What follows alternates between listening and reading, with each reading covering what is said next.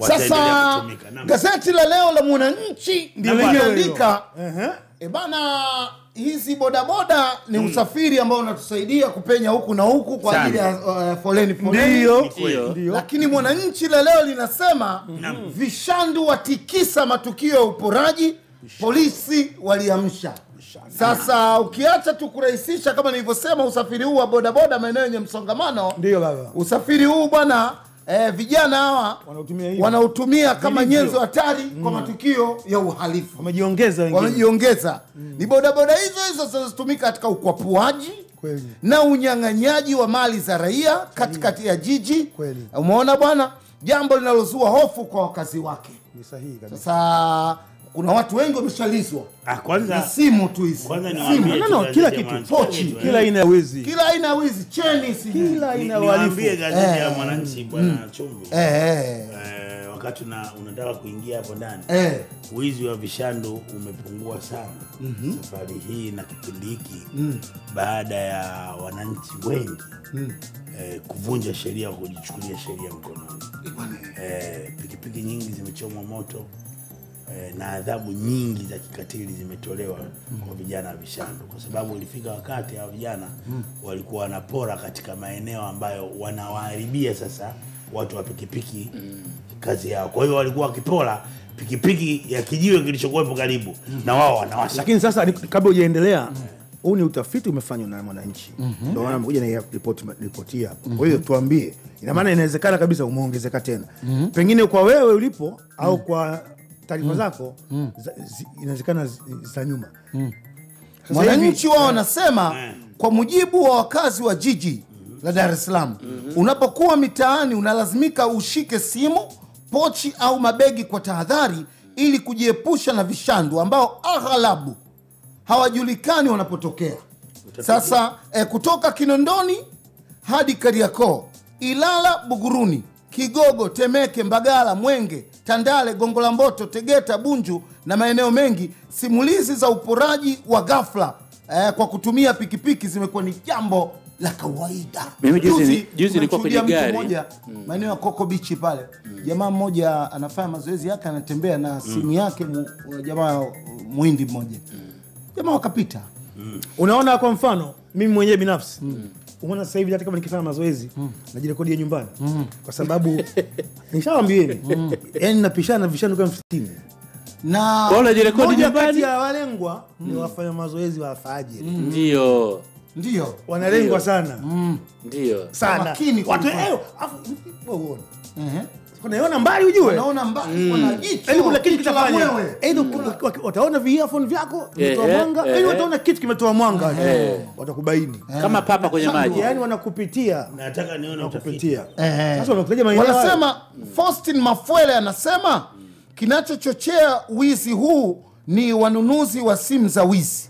Natoa angalizo, yoyote anayekutwa na simu ya wizi atahesabiwa kuwa ni mhalifu kama mwizi mwenyewe. Sheria inasema aliyeiba na aliyeuziwa wote wanakosa. Nimesema juzi nilikuwa maeneo ya Bunju. Nipo Bunju kwenye gari vina na chat hivi. Kuna mtu pembeni akaniambia, Musa, pandisha kioo. Utakuja kulia. Bunju. Sasa hii nafikiri ni habari, sio utafiti, habari ya kawaida. Sasa mimi kwanza niweke vizuri wizi huu wa vishano maeneo ambayo yalikuwa yako sugu hapo yameainishwa, Magomeni, Kigogo, Sinza, Kariakoo. Hayo maeneo mengi sana ni maeneo ambayo nina mingo nayo. Na vijana wengi wa pikipiki ni vijana wangu. Na niliwahi kuwasaidia jeshi la polisi kuhusiana na vishando. Vishando, kitu cha kwanza wanachokifanya, ukikuta plate number ya pikipiki yoyote imekunjwa alafu ikanyoshwa, yani ukikuta imekunjwa kwa sababu ni aluminium, kwa hiyo ukikunja ukiinyosha lazima itaacha ule mstari. Nishawasaidia jeshi la polisi kule kukunjwa, wanakunja wakati wanafanya kishando tukio. Kwa hiyo nikawaambia kamateni pikipiki zote ambazo kibao chake cha namba kimekunjwa, waambieni walikunja kwa sababu gani. Hao ndio vishando. Yaani hiyo ndio sifa ya kwanza, kwa sababu ukiipata namba ya chombo chochote umemjua mmiliki. La kwanza. La pili, kuna taa kali wanaifunga pale kwenye plate number. Kwa hiyo ukigeuka kuiangalia plate number, ile reflection unaipata ya ule mwanga mkali, huwezi kuisoma ile plate number.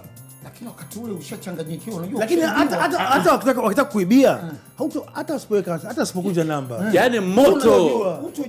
Unajua huwezi kumwambia mtu ambaye amejipanga. Kwanza wana moto. Yaani wao tuelewa. Chap.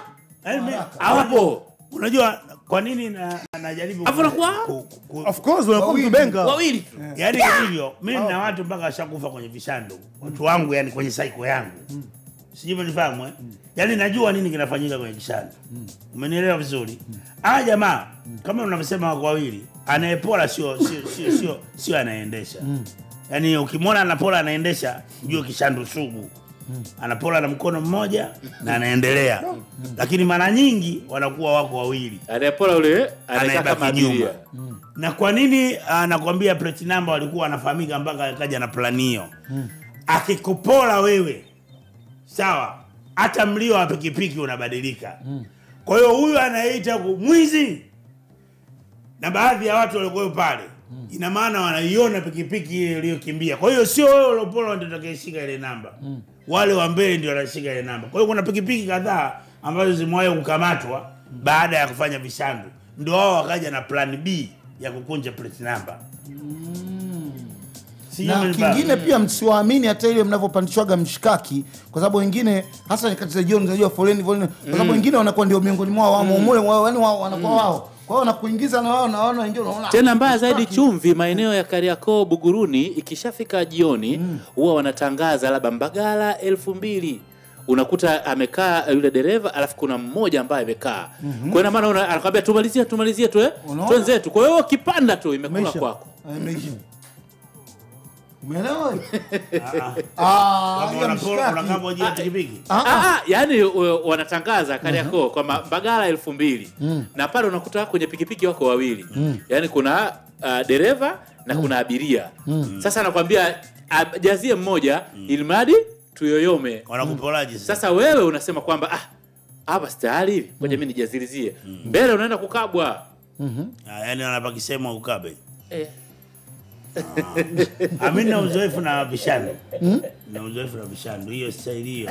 Alafu uwe makini usinganganie.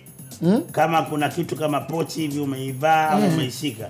Usinganganie akikupola. Utapata hasara mbili ya afya na mali. Nilikuwa makini tu kwa kuburuza. Nilikuwa makini. Kwa makini. Wao ndugu zangu alfajiri wale. Wazee mazoezi. Alfajiri tunapigwa na jioni. Alfajiri tunapigwa sana. Ndio umesema wakati wa usiku na ni wachache sana wanafanya mchana. Hiyo ni ngumu. Ni wachache sana. Nao mchana sana lala. Na alfajiri alfajiri kwa sababu kumbuka alfajiri watu ni wengi. Wanakwenda kwenye mishemishe. Wao wanatega sana. Yaani asubuhi wanapata sana. Wanapata na usiku sana na usiku. Kurasa za magazeti.